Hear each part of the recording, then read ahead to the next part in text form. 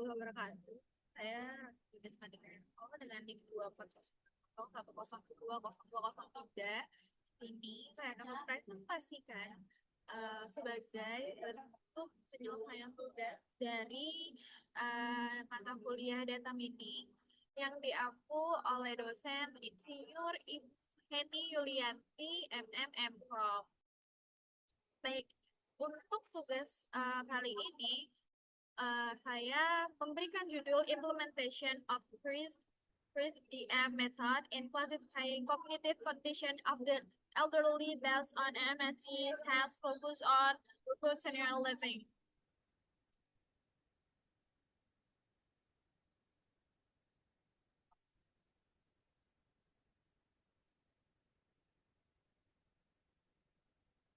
Di sini saya mengambil data yaitu kondisi kognitif senior dari salah satu hunian lansia yaitu Rukun Senior Living, di mana untuk saat ini aging population atau tingkat taraf kesehatan dan juga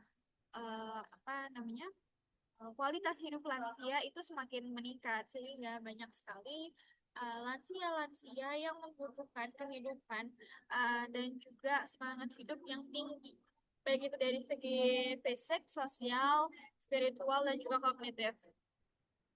Lalu di sini ada research motivation-nya, problems dan juga objektifnya di sini adalah manual processing, di mana MMS itu biasanya dicek secara manual. Dan juga kalau secara manual ini gampang terjadinya yaitu subjectivity dan juga human error. Lalu di sini ada scalability issues as the elderly population grow towards 50 millions by 2045. Untuk manual method ini cukup tidak efisien kalau tetap kita lakukan kalau memang masa untuk data yang digunakannya itu semakin besar. Lalu the objective-nya ini kita menggunakan implementasi dari metode CRISP-DM. Lalu kalau untuk projection ini saya menggunakan classification untuk menentukan jenis-jenis senior dari skor MMSI itu berdasarkan segi kognitifnya. Apakah dia normal, probable, or dia udah demensia. Lalu di sini ada objective monitoringnya. Itu saya menggunakan data dari salah satu senior living yaitu Rukun Senior Living. Oke. Establish the theoretical foundation regarding the elderly population, the role of senior living facilities, and the MMSE screening framework. Oke. Untuk elderly sendiri ini, menurut WHO, definition of senior atau manusia dengan lanjut usia itu adalah seseorang yang usianya sudah 60 tahun ke atas, dan dia juga sudah ada penurunan mungkin ya, secara biologis, aging, susceptibility, dan juga degenerative disease gitu.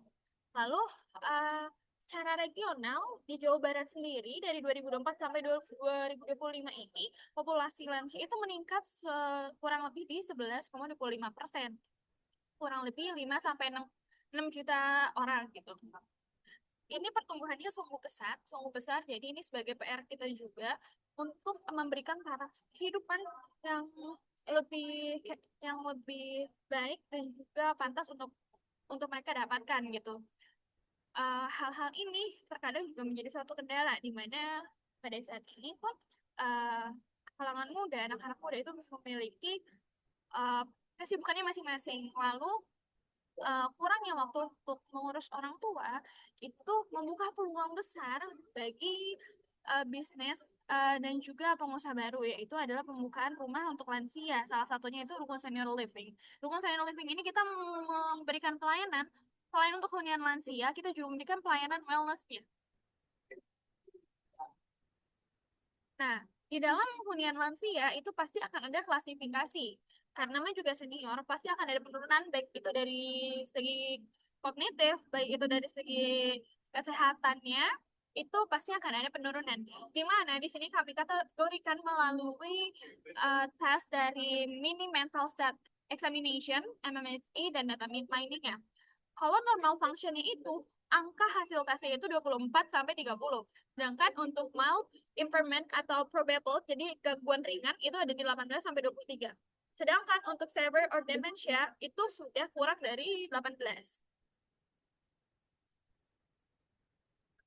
Nah, sini metodologi yang kami gunakan yaitu adalah klasifikasi. Klasifikasi apa saja yang kita masukkan, yaitu sebagai inputannya, kita ada age, ada usia, dan juga ada gendernya. Apakah dia laki-laki atau perempuan. Lalu sebagai outputnya adalah itu, sebagai kunci penting untuk menentukan outputnya itu adalah dari total MMSS score-nya itu sendiri. Lalu di sini kita sudah di tahap modelingnya. Ini kita menggunakan decision tree. Baik, untuk di Rukunusaner Living State ini, gender reduce-nya itu 62% itu dipenuhi oleh perempuan. Eh, Lalu di rata-rata usia yang menjadi residen di Rukunusaner Living itu adalah 70 sampai 79 tahun. 60 sampai 69 tahun itu ada di 25%, sisanya di 45% itu 70 tahun ke atas. Untuk kognitif statusnya, dia itu rata-rata ada di 43% di probable atau mild impairment. 35%-nya adalah senior dengan daya kognitif normal dan 22%-nya itu senior yang sudah memang masuk gejala demensia. Baik, untuk data preparation yang ini sendiri, saya menggunakan tadi yang tadi variabel X-nya itu adalah ada usia, gender, dan juga skor dari MMSA itu sendiri. Lalu kalau untuk outputnya itu adalah sebagai kategori dari segi kognitifnya itu yang tiga. Lalu kita ada data splitnya, apakah nanti ada data yang outlier atau lain sebagainya. Lalu kita menggunakan decision tree sebagai modelingnya. Oke. Untuk model evaluation dan performance resultnya, itu adalah comprehensive model assessment. Saya menggunakan model decision tree ini melalui tools Google Colabs. Nanti setelah presentasi ini saya akan menunjukkan data yang telah saya olah sampai menunjukkan angka model akurasinya itu di 77,78%. Oke, dari conversion matrix analisisnya, the evaluation utilizes conversion matrix to directly visualize the performance of the decision tree algorithm, identifying true positive and quantifying misclassification across cognitive categories. Lalu sudah dibuat matriksnya, analisisnya, lalu kita masuk ke tahap screening reliability. The model demonstrates simple reliability to serve as a permanently screening tools. Lalu ada operational effectiveness. Apakah efektif hal ini untuk digunakan di Ruko Senior Living untuk provide objective data yang telah digunakan? Lalu akurasi dari model yang telah saya gunakan itu adalah ada di 77,78%. Klasifikasinya ini kurang lebih sukses. Untuk di summary dan recommendation-nya, discuss and conclusion-nya, di sini sistem ini dikatakan cukup berhasil, cukup di-approve karena masuk di atas 70%. Gitu. Di sini research conclusion-nya adalah systematic approach. Kita sudah menggunakan cara ISP di M methodology, di-combine juga dengan decision tree algorithm. Lalu di sini model performance-nya itu sudah ditemukan angka 77,78%.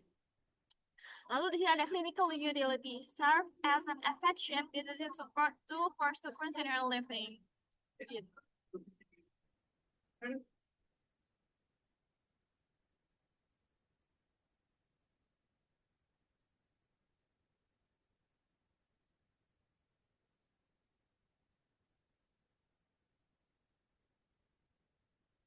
Baik, yang tadi sudah saya katakan.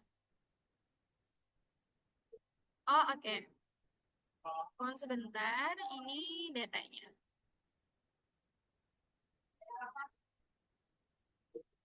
Sebentar.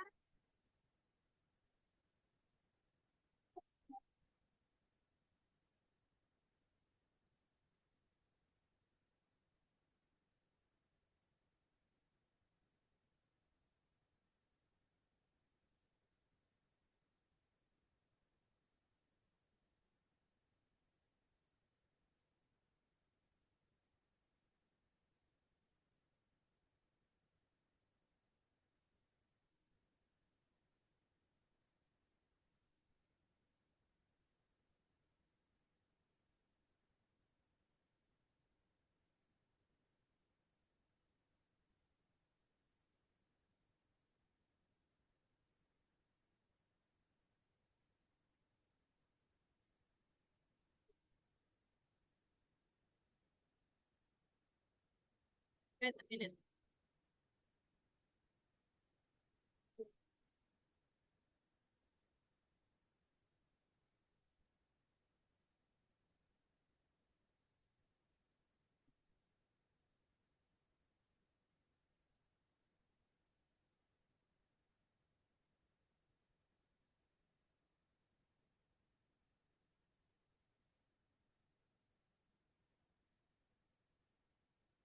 Oke, oke.